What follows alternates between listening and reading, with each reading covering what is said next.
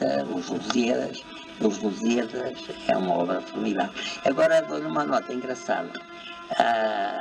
E talvez que produza muita impressão nas pessoas. Um dos grandes amigos do Camões, que era o Diogo de Couto, nunca falou dos Lusíadas. Dizia sempre as Lusíadas. Porquê? Dizia sempre as Lusíadas. Ora, os poemas épicos em regra são do género feminino. Não sei se foi por essa razão que ele dizia sempre as Lusíadas. E o próprio Camões parece que também, quando falava nos Lusíadas, dizia as Lusíadas. Não sei se será por esta razão das epopeias serem do género feminino, mas o que é certo é que as mulheres têm um papel formidável nos Lusíadas. Acha, doutor, que o livro devia ser chamado As Lusíadas e não Os Lusíadas? É possível, porque as mulheres têm um papel predominante dos Lusíadas. Sobre os homens. As mulheres têm nos Lusíadas um papel talvez mais predominante que os homens. Aliás, é isso que deixa transparecer os amores de Camões. As mulheres tiveram um papel extraordinário na vida do Camões, que nós sabemos não diretamente, mas através da obra e da exaltação que ele faz das mulheres, o Camões. Mas os Lusíadas estão cheios das mulheres. Quando o Camões quer fazer os Lusíadas, não invoca os homens, invoca as mulheres, as Tágides, as ninfas do Tejo, para o inspirarem.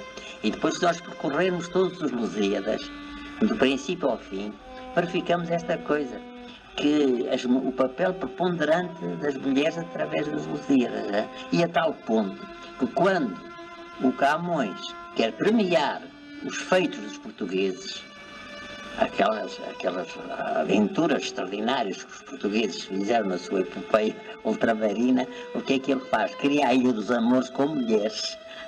E é com as mulheres, com os amores das mulheres, que ele procura pagar. Por que essa preocupação dele? Pela exaltação e pela admiração que ele teve sempre pelas mulheres, o Camões. Considerava as mulheres superiores a tudo. E tanto assim que nos Lusíadas, quando ele quer premiar os feitos dos portugueses, aqueles feitos heróicos dos portugueses, cria para eles a Ilha dos Amores, onde com amores, quer dizer, com mulheres bonitas, ele pagava aos portugueses, era o prémio que os portugueses recebiam pelas suas feituras e as suas façanhas. De maneira que talvez por isso tudo os Lusíadas se poderiam chamar as Lusíadas. É uma novidade que o doutor me está a dar. É por isso, talvez, que os Lusíadas se podiam chamar as Lusíadas. E repito, o Diogo de Couto, que era um grande amigo do Camões, quando fala que o Camões está a escrever aquele poema, nunca diz que ele está a escrever as Lusíadas, diz que ele está a escrever as Lusíadas. Portanto, há qualquer erro de interpretação. Agora, eu dei um dia uma interpretação minha, muito pessoal, que não garanto nada. Dei um dia a razão. Porque é que os Lusíadas, devendo chamar-se as Lusíadas, se chamam os Lusíadas? É porque o livro foi sujeito à Inquisição. E a Inquisição, embora fosse, de certo modo, benevolente com o livro, deve ter implicado com o título. Porque as Lusíadas eram um título, de certo modo, afrodisíaco. E então mandou o Camões mudar o título e chamar-lhe os Lusíadas. Houve, portanto, uma machadada da machadada. E isto é uma interpretação muito pessoal. Mas que tem a sua lógica. Mas tem a sua lógica. Se é que o Camões não chamava aos Lusíadas as Lusíadas. O que é certo é que o Diogo de Couto, que era um grande amigo do Camões, um companheiro do Camões, em muitos transes da vida do Camões, diz sempre o Camões, o Luís lá está a trabalhar nas suas Lusíadas. Por consequência, o poema se podia chamar as Lusíadas, até era mais bonito. As Lusíadas era uma espécie de homenagem à mulher. À mulher. Que o Camões nunca quis outra coisa na sua vida, se não fazer uma homenagem às mulheres. Mas acabou por morrer. Inclusivamente. Até rodeado do seu criado. Isso, sabe-se lá. Inclusivamente os Lusíadas foram inspirados por uma mulher. Isso sabe-se. E sabe-se porque ele o diz. escreveu, inspirado para Francisco. Não tem nada a ver com as... Dona Francisca de Aragão, uma fidalga do Algarve, que vivia em Lisboa, que era muito bonita. O Camões a senhora era muito inteligente e, mesmo para aquele tempo, era uma mulher extraordinária, uma mulher superior.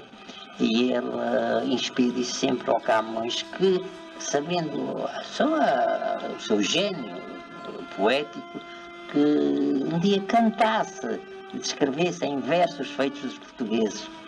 E foi certo essa mulher que inspirou os Lusíadas. A questão da interpretação, da leitura que o Sr. Doutor faz sobre os versos de Camões, como é que traça o perfil dele? Mas o perfil... digamos, o perfil físico e moral, o perfil humorístico. O perfil físico nós só conhecemos através de um único retrato. Perfil físico, que aliás nem é de perfil, é diferente, o único retrato. Nada mais conhecemos do físico do Camões. Não sabemos se era alto, se era baixo, se era gordo, se era magro. Dá a impressão que é um homem normal, e conhecemos cego do olho direito. O perfil físico. Do perfil psicológico, muitas pessoas estão convencidas de que o Camões era uma pessoa taciturna, melancólica, mas não. O Camões era uma pessoa muito graciosa. Muito graciosa. E então, exatamente, faço a descrição exatamente da graça do Camões, tirando da obra dele, quer dos sonetos, quer dos madrigais, quer dos Lusíadas, quer do seu teatro, a parte alegre que o Camões procurava dar aos acontecimentos. Era, portanto, uma pessoa alegre. Era uma pessoa alegre. Ao contrário do que muita gente supõe. Teve as suas amarguras, os seus desgostos, sobretudo desgostos amorosos, várias infelicidades e até problemas de dinheiro, mas no fundo teve, claro, como todos nós temos, crises de melancolia, crises de tristeza, mas no fundo o Camões, em muitas vezes, era uma pessoa alegre, cavalheiresca, sorridente e comunicativa, coisa que muitas pessoas ignoram. Se tivesse que relacionar com algum poeta contemporâneo, com quem é que o relacionaria sobre o ponto de vista pessoal, isto é, no aspecto psicológico e físico? Pode comparar, talvez... Não comparo com o contemporâneo, talvez. Não comparo com nenhum. O Camões tem uma individualidade tão própria que não comparo, não encontro comparação. É bem difícil comparar Camões com qualquer outro poeta. No seu gênio, talvez, não direi igual, mas quase parecido. Havia um homem extraordinário, ele já não é já não é vivo, mas que era um homem extraordinário, que era o Guerra Junqueiro. O Guerra Junqueiro era um homem extraordinário. Agora não posso comparar, não vejo aí ninguém que possa comparar-se com o Camões, como já tinha ouvido dizer que o Fernando Pessoa era superior ao Camões. Já tenho ouvido dizer que o Fernando Pessoa era superior ao Camões. Eu digo o seguinte, eu conheci muito bem o Fernando Pessoa, foi meu vizinho durante muito tempo, fomos muito amigos, e que o Fernando Pessoa, se ouvisse uma coisa destas, o Fernando Pessoa se endoidecia. Claro. O Fernando Pessoa, se ouvisse dizer que ele, Fernando Pessoa, era superior ao Camões, o Fernando Pessoa tinha um ataque de mau gênio, como ele às vezes tinha, escaqueirava tudo. Não obstante ser também um grande gênio. Não obstante ser uma pessoa de grande valor. Grande talento e tal, mas não se pode comparar. De escritores muito reputados, escritores que se dizem muito entendidos e que têm feito algumas investigações profundas sobre Camões. Pois, e o Hermano Saraiva, eu gosto muito do Hermano Saraiva, leio com muito interesse, mas pergunto a mim mesmo, quando o leio, a ele e aos outros, onde é que eles foram buscar os elementos que transparecem nas suas obras? Porque eu também tenho rebuscado alguma coisa, nunca encontrei absolutamente nada da vida do Camões. Aquilo que eu sei do Camões, aquilo que eu trato no meu livro do Camões é apenas através da obra dele, porque essa conheço eu, porque a vida não conheço nada. Sei que ele que esteve em África, sei que ele que esteve no Oriente, mas tudo isto de uma maneira vaga e quase lendária. Portanto, diga, Sr. Doutor. E só sei isto porque ele nos insinua isso na sua obra, porque da sua vida nós não sabemos nada. Porque, repito, não sabemos onde ele nasceu, não sabemos quando, não sabemos quando ele morreu, a não ser o dia, que sabemos que foi no dia 10 de junho, o ano não se sabe, de maneira que quando eu verifiquei o ano passado que se tinha feito o centenário do Camões, eu perguntei, mas como é que eles teriam descoberto o ano? Mas a verdade é que se fazem conferências, fazem-se conferências, fazem-se livros, fazem-se discursos, fazem-se comemorações, fazem-se tudo. Com que finalidade? Com finalidade, enfim, de falar do Camões, mas ao menos falem dele em qualquer data e não procurem fixar uma data que de facto se desconheça. Fez-se a comemoração do Camões em 1980, mas nada nos garante que ele morreu em 1580.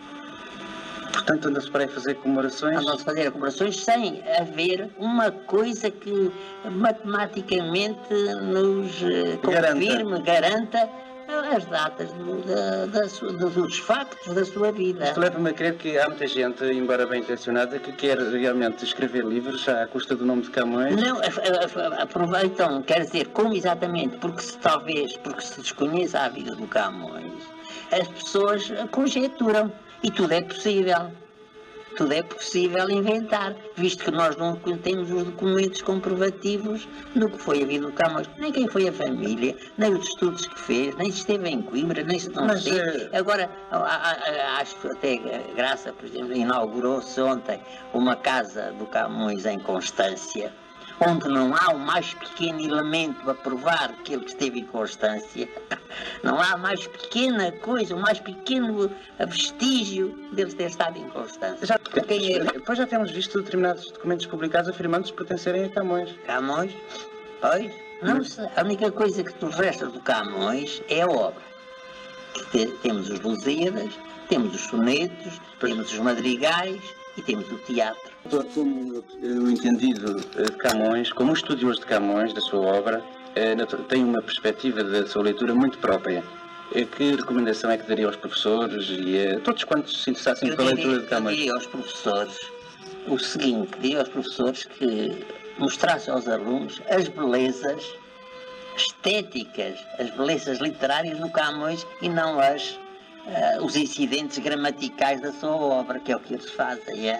Eles ensinam o Camões a dividir as orações, onde é que está o sujeito, onde é que está o predicado, onde é que está o complemento direto, quer dizer, aborrecendo o aluno. E os Lusíadas não é para analisar, e nem a outra obra do Camões não é para analisar gramaticalmente, é para analisar esteticamente. Para saborear. Para saborear. Ora, isso é que eles não saboreiam e criam uma autêntica embuchadela, é o termo do Camões. É por isso que o Camões está desacreditado. De certa maneira, em muitos jovens que já não voltam a ler. Já não voltam a lê-lo. Ora, eis o grande problema do Camões, não voltam a lê-lo. De maneira que o que é que eu pretendi? Pretendi, as várias vezes tenho falado do Camões, o que é que eu pretendi? E pretendo é mostrar que o Camões é uma pessoa acessível e que há que apreciá-lo de uma maneira esplendorosa através da sua obra, que é uma coisa, um jardim. E neste dia que hoje passa, 10 de junho, que outra recomendação gostaria de deixar aqui presente aos ouvintes do programa Hora a Hora? Gostaria de deixar esta recomendação, que lessem os Lusíadas, que lessem os madrigais, que lessem os sonetos, mas que lessem sem a preocupação de os examinar como quem examina, quer dizer, microscopicamente um objeto, mas que tirassem mais partido vendo nele aquelas belezas que o Camões contém. El Rei não te quis receber, foi Andrade Caminha quem se meteu de parabéns. Olha estes panos. Só agora consegui compreendê-los. Há neles uma história que ainda não foi cantada. Hei de eu cantá-la. É a glória de Portugal. De Portugal que me desterra. É a glória dos seus reis cujo neto me não recebeu. É a glória de um povo. De um povo entre o qual eu não sou digno de viver. Ah, eu direi a estes portugueses como são mesquinhos, mostrando como foram grandes os seus maiores.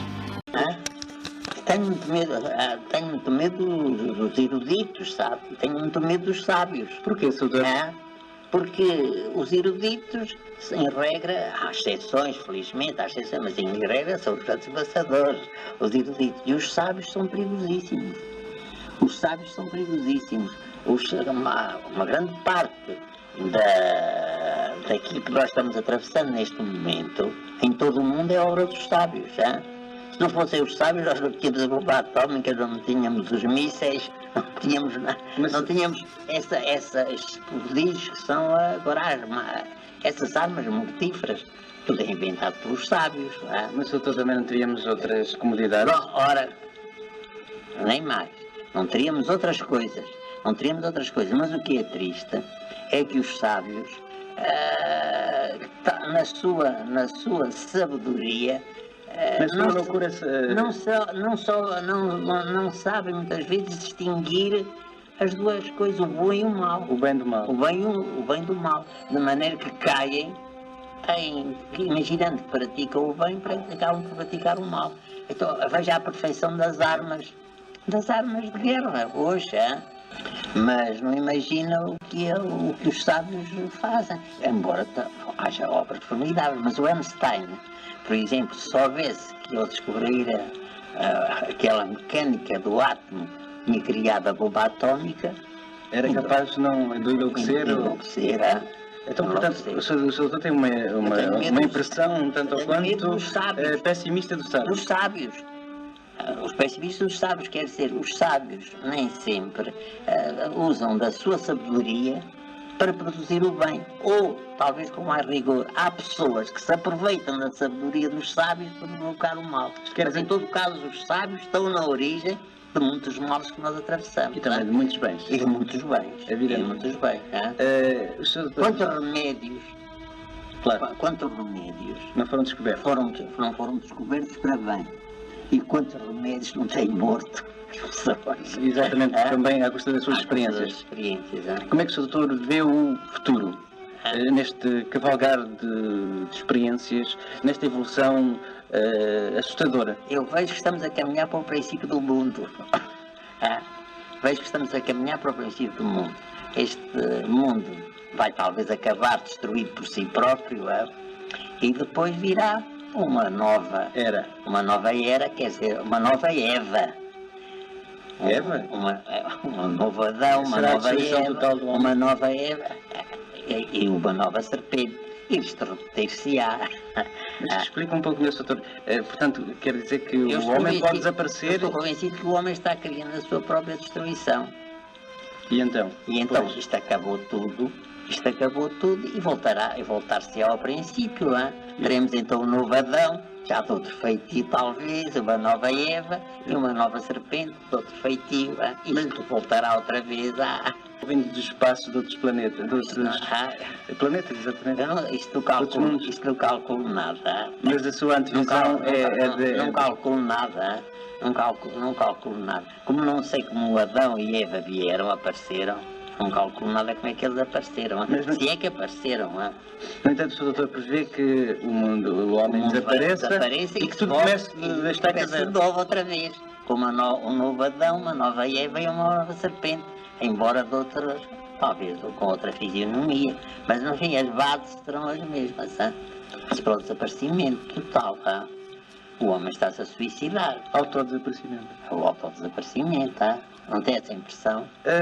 Bem, doutor, eu vejo que há eventos maravilhosos. As guerras continuam, os conflitos não acabam.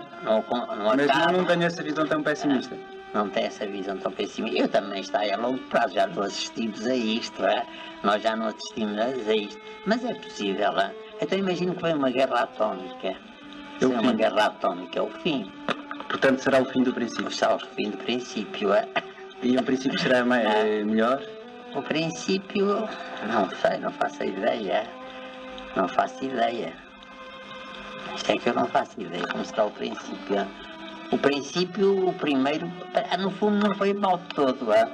O princípio não foi mal de todo. Porque o Adão teve a sorte de ter uma bonita mulher. Pode ser que, Pode ser que as coisas retomem e da o mesma primeiro maneira. homem tenha a sorte também de ter uma bonita mulher. Doutor, portanto, tem quantos livros editados? Eu sei lá, olha que eu não faço ideia. Mas já me falou em 30. 30 e tal, 30 e tal. Quais os assuntos? Entre. Tudo variado. Variado. História. Variado. História, crónicas, até versos. E esses livros estão todos esgotados? Está tudo esgotado. Nós passámos hoje pela feira e em alguns stands havia, portanto, livros expostos. Há dois que parecem não estar esgotados. É um que eu fiz sobre Júlio Dantas e outro que é este sobre o Camões, que é moderno. Mas o doutor, segundo me disse, teve que ir buscar esse livro. Eu agora tive que ir pedir este livro ao lá, porque em casa não tenho um único volume deste Camões. E então? De maneira que agora, para o ter aqui, tive que ir pedir emprestado. Isto é extraordinário. É, realmente, doutor. E porquê que essas edições não são reeditadas? Porque não vale a pena, sabe? Não vale a pena. São livros, a maior parte deles, de uma certa oportunidade. Passou um momento e agora já não vale a pena. Depois um livro custa uma coisa fabulosa, sabe? Talvez seja essa a razão, nosso doutor. Custa uma coisa fabulosa. E acho que não vale a pena. São livros de oportunidade, sabe? Os livros que eu faço são livros mais ou menos de oportunidade. Aproveitando as datas, as épocas e tal. Passam as datas, passam as épocas. O livro. Bem, um livro, embora Agora, tenha o seu tempo aos colecionadores que gostam de ter.